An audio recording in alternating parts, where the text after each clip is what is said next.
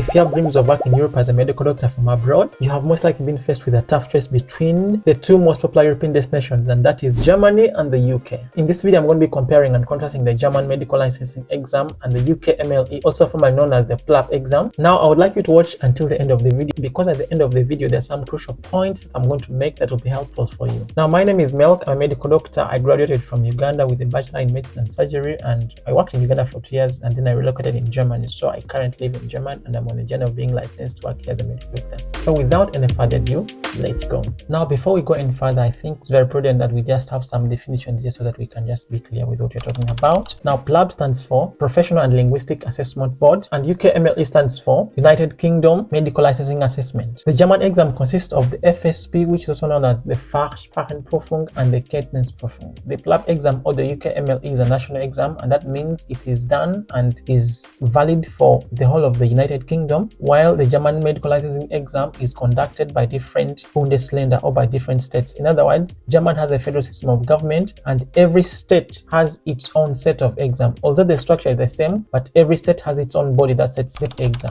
The PLAB and the UK exam are set and conducted by the GMC on behalf of the UK. Now, the very glaring similarity between these two exams is that both of them are very clinically oriented exams, unlike the US MLE. So I think let me first talk about the UK MLE or the PLAB exam. Now, the PLAB exam is divided into PLAB 1 and PLAB 2. And let me talk specifically about the PLAB 1 exam. It is purely a theory exam, and it is patterned after assessment, management, and application of professional skills. It consists of 180 MCQs, and for all these MCQs, it's a single best answer. That means among all the MCQs, there is only one correct answer. And for one to be able to pass this exam, one needs to get 65%, and that totals to about 110 MCQs correct. So it lasts 3 hours with no break and is conducted 4 times in a year. That is in February, in May, in August, and in November. It can be taken in the UK, in Australia, and very many of these other countries here. Now, who can take this exam? For this particular exam, as long as you finished medical school, even before doing internship, you can actually take this exam. So what you need for this exam is for you to have the MBCHB or the MBBS for that matter, and then you do the OET or the Occupation English Test or the IELTS exam. Now, let's talk about the German medical licensing exam. Like I said, it's divided into the Fachsprachenprüfung and the Kenntnissprüfung. And let me also talk about the first part, which is the Fachsprachenprüfung.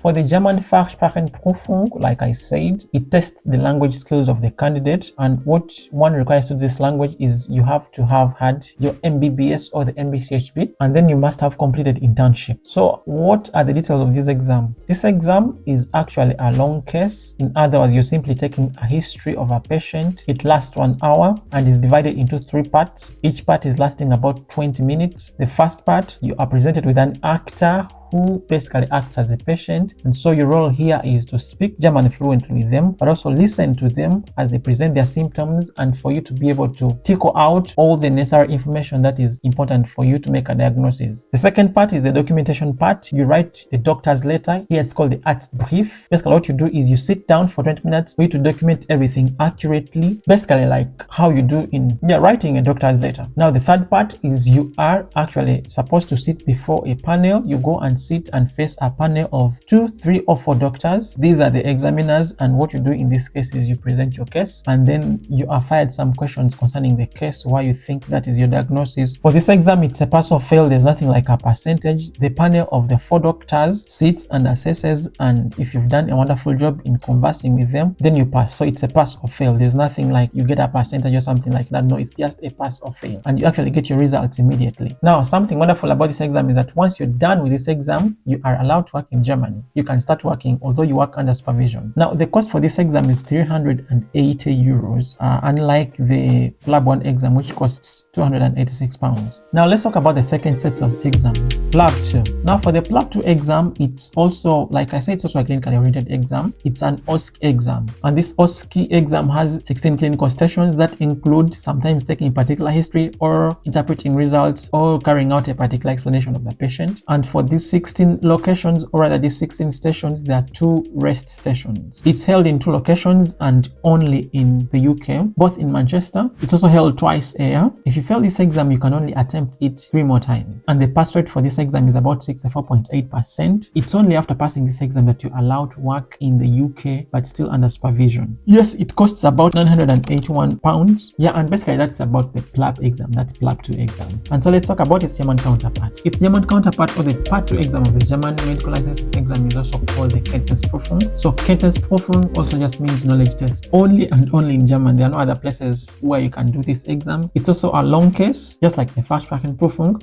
Now, what's unique about this particular exam is that on top of carrying out the clerkship of the patient, you also examine the patient. So some of the other things which are tested on you is the examination skills. It's held throughout the year. There is nothing like only being held twice a year. It's held all the time. It's also divided into 3 parts. The cost for this exam is €1,500, which is of course way more expensive. Not way more expensive, but slightly more expensive than the PLAB 2 exam. Once you're done with this exam, you are actually allowed to start your residence straight. In other words, the moment you finish this exam, you are a resident automatically. There is nothing like you wait for another exam. Now, the passing rate of this Kenntnissprüfung is about 78%. That means people pass this exam way higher than the one of the PLAB 2 exam and the PLAB 1 exam. The only downside for the German medical license exam that I can talk or that I can think about is that if, of course, you're listening to me, that means you are an English speaker, and that means most likely you're inclined towards the UK exam because of English. But just in case you actually can surmount the problem of the language, the German medical licensing exam is way easier. I mean, the Fachsprachenprüfung and the Kenntnissprüfung, they're more friendly, and even generally the general working conditions of doctors in Germany is way better. Yeah, that's a simple summary about the exams. I hope I've hinted a number of things that will be helpful for you. I mean, the specifics of the exam. If you found some value in the video, please consider checking out this video. In this particular video, I talk about and compare the USMLE and the German medical licensing exam. So you want to check that video out. Or in case you're interested in learning German, you might want to check out this video where I talk about how I learned